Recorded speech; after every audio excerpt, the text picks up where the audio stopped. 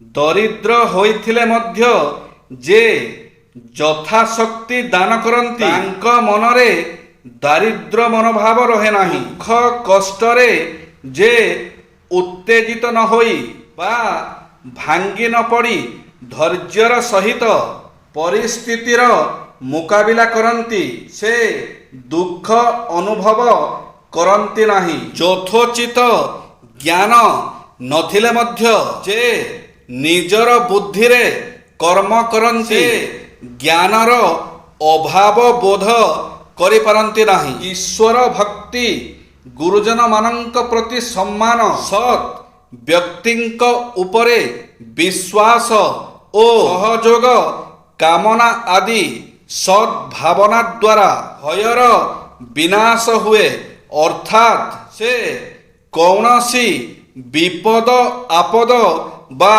କର୍ମ ପ୍ରଚେଷ୍ଟାକୁ ଭୟ କରନ୍ତି ନାହିଁ। ଜୟ ଶ୍ରୀ ଜଗନ୍ନାଥ।